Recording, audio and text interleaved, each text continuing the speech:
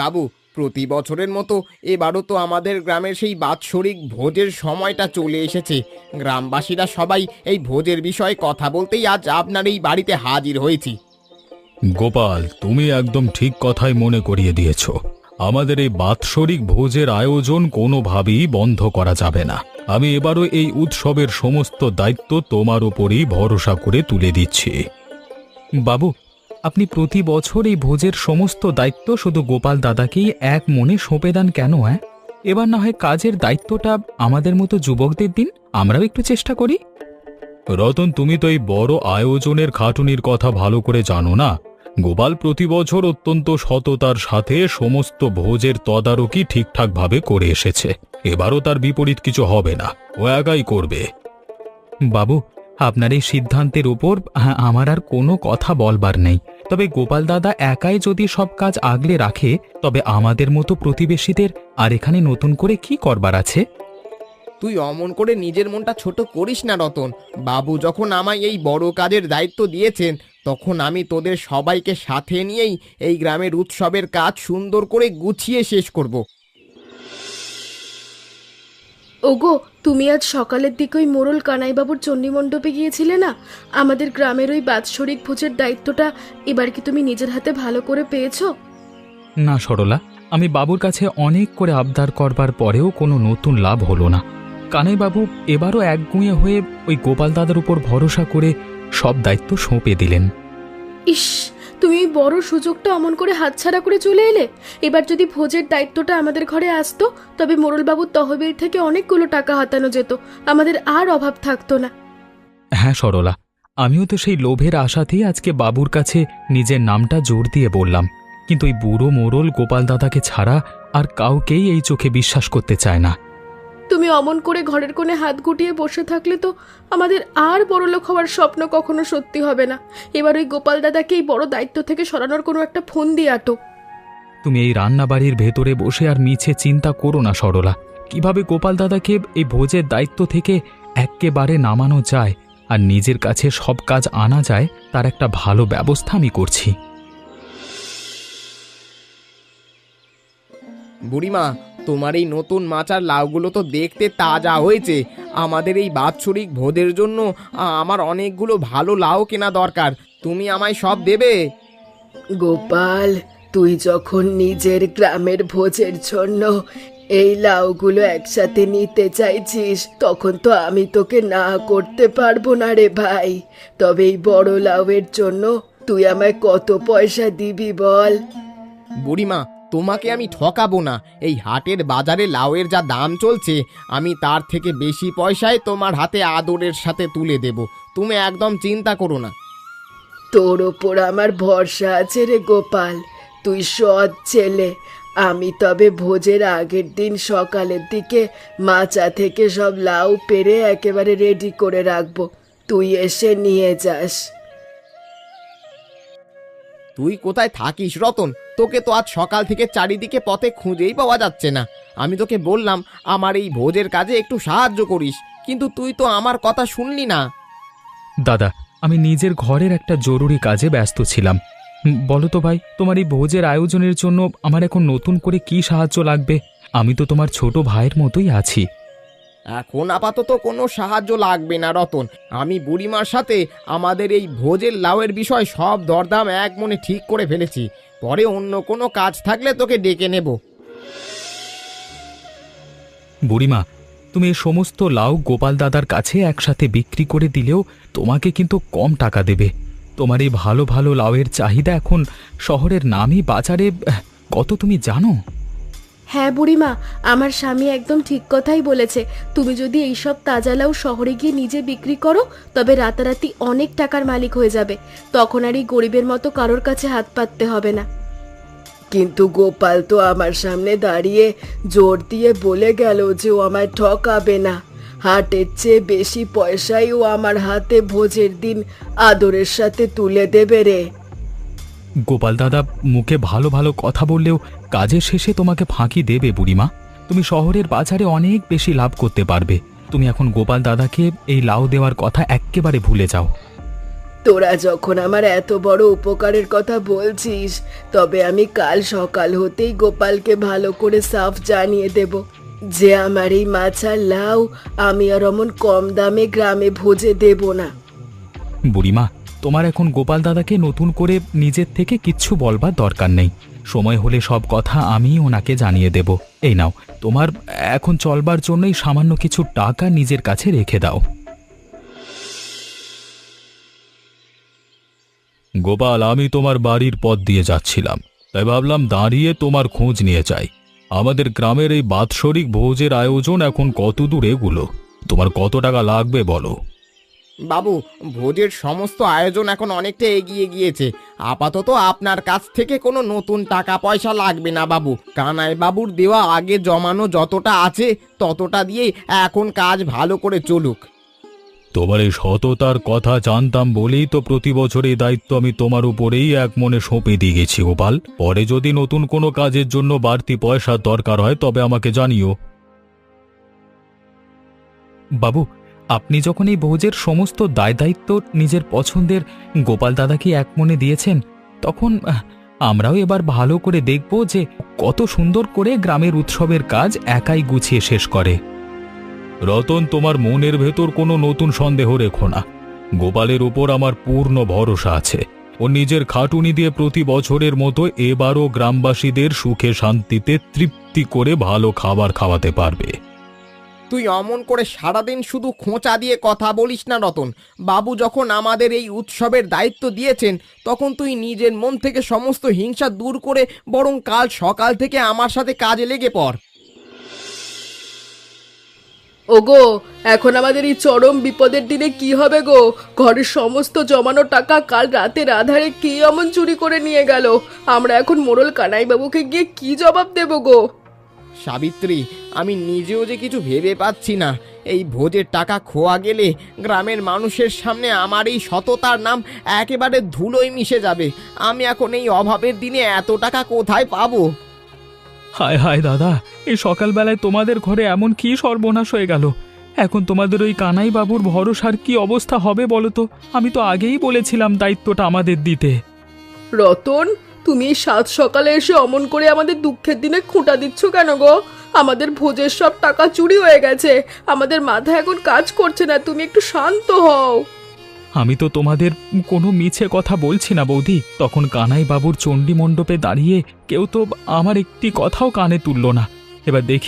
এবার দেখি তোমরা নিজেরা একা একা এই ভোজের আয়োজন কিভাবে করো। তুই এখন আমার ঘরের ভেতর দাঁড়িয়ে অমন অলক্ষী কথাবার্তা একটু বন্ধ কর তো রতন। আমার নিজের পকেটে এখন এক পয়সাও অবশিষ্ট নেই। তুই আমার সাহায্য না করে উল্টে তামাশা দেখছিস। বাবু, আমার বড় সর্বনাশ হয়ে গেছে। কাল রাতের আঁধারে কে যেন আমার ঘরের বাঁশের বেড়া কেটে ভোজের জন্য জমানো সমস্ত টাকা চুরি করে নিয়ে চলে গেছে বাবু। একই কথা শুনছিস গোপাল? আমি তোকে এত বড় একটা দায়িত্ব এক মনে ভরসা করে দিলাম, আর তুই এই ভোজের আগের দিনে এসে আমাকে এমন চুরির কথা শোনাচ্ছিস? বাবু, আমি যেভাবেই হোক টাকা জোগাড় করে আপনার এই ভোজের সমস্ত দাম মিটিয়ে দেব। প্রয়োজনে আমার এই নিজের একমাত্র মাথা গোজার ঘর বাড়ি সব বিক্রি করে দেব বাবু, আপনি বিশ্বাস করুন। তোকে নিজের ঘর বাড়ি বিক্রি করতে হবে না গোপাল। আমার মনে হচ্ছে তোমায় গ্রামের কেউ হিংসে করে এমন চক্রান্ত করে ফাঁসানোর চেষ্টা করছে। আমি সব বুঝতে পারছি।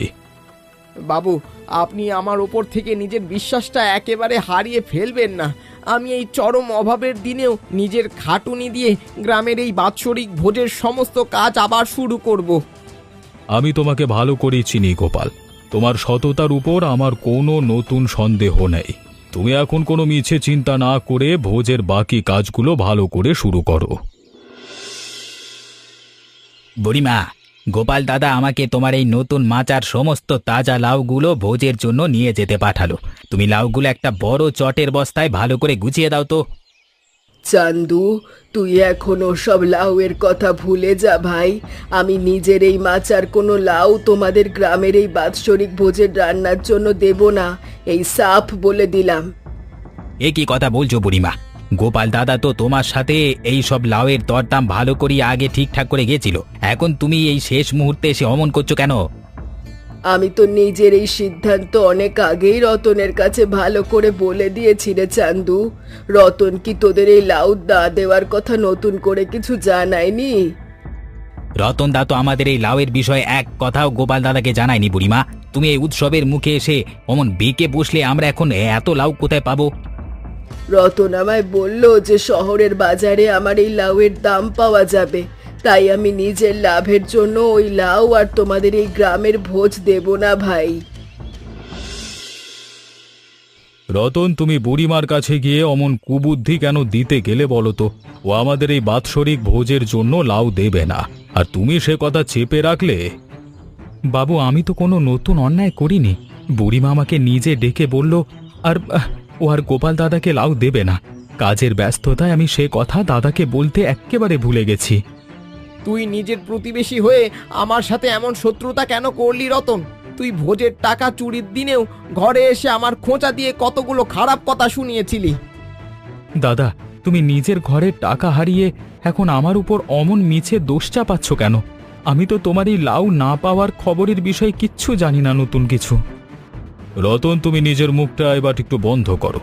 কাজটা তুমি মোটেও ভালো করলে না। মনে রেখো, গ্রামের মানুষের সাথে মিলেমিশে না চললে এই ভোজে তোমার জায়গা হবে না।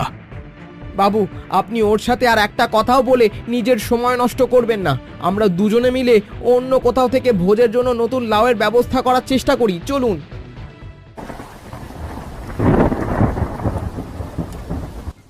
বাবু, কাল রাতের শেষ প্রহরে নদীর বাঁধটা একেবারে ভেঙে আমাদের গ্রামের পথগুলো সব তলিয়ে গেল।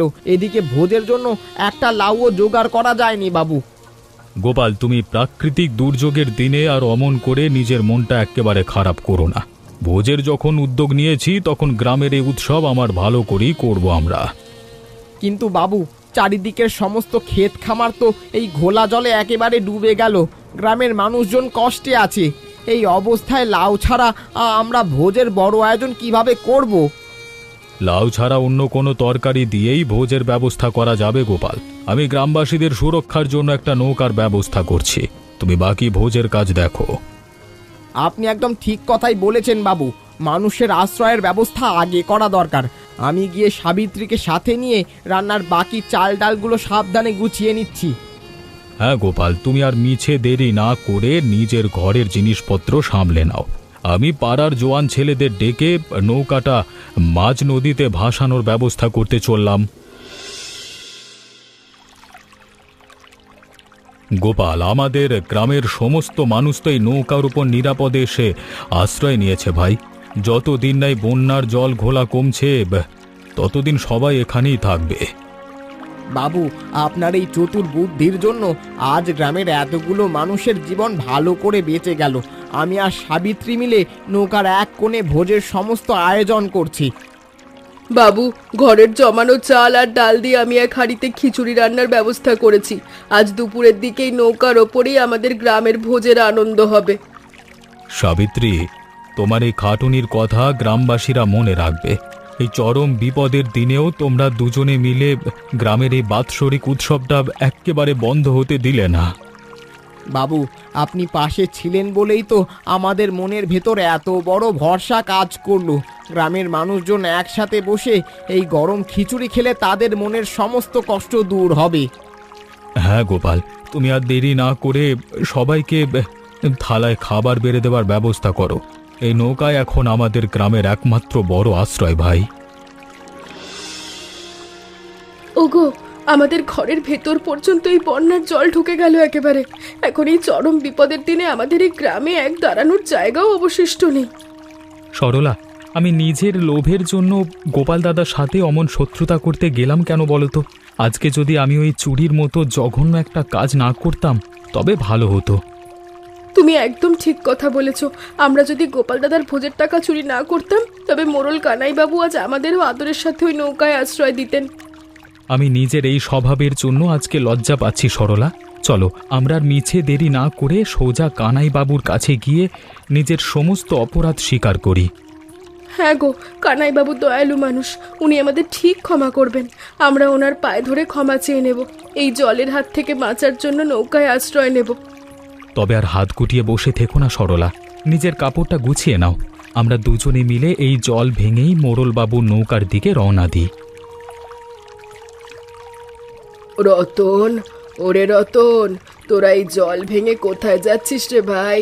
তোদের ওই শহরের চতুর লোভের কথায় পড়ে আজ আমার মাচারি লাউগুলো সব পচে নষ্ট হয়ে গেল রে। আমি এখন বুড়ো বয়সে কি খেয়ে বাঁচবো? তোরা আমায় একেবারে পথে বসিয়ে দিলি। বুড়িমা, আমাদের বড় ভুল হয়ে গেছে, তুমি আমাদের এক মনে ক্ষমা করে দাও। আমরা নিজেরা বড়লোক হওয়ার লোভে পড়ে তোমাকেও অমন কুবুদ্ধি দিতে গেছিলাম। আমাদের পাপের কারণেই আজকে পুরো গ্রাম বন্যায় ভেসে গেল বুড়িমা। হ্যাঁ বুড়িমা, গোপাল দাদা তোমায় ঠকাতে চাইনি। আমরাই ওর ভোজের টাকা চুরি করে সব নষ্ট করেছি। এখন আমাদের নিজেদের ঘরবাড়ি সব বন্যার জলে ডুবে গিয়েছে। আমাদের মাথা গোজার এক জায়গাও অবশিষ্ট নেই। বুড়িমা, তোমার মাচায় যে কটা ভালো লাউ এখন অবশিষ্ট আছে, তুমি ওসব কেটে আমাদের সাথে নাও।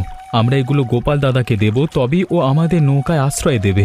আমরা কানাই বাবুর কাছে গিয়ে নিজেদের সব অপরাধ এক মনে স্বীকার করব। তোরা নিজেদের ভুল বুঝতে পেরেছিস দেখে আমার মনের সব রাগ চলে গেল রে রতন।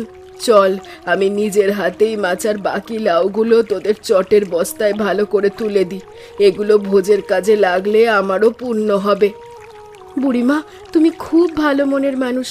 আমরা এই ভালো লাউগুলো সব কানাইবাবুর নৌকায় নিয়ে গিয়ে ভোজের রান্নায় দেব। তবে গ্রামের মানুষজন খুশি হয়ে আমাদের ক্ষমা করবে। তুমিও আমাদের সাথে চলো বুড়িমা, সেখানে সবাই আশ্রয় পেয়েছে। বাবু, আপনি আমাকে বড় শাস্তি দিন। আমার ভুল হয়ে গেছে।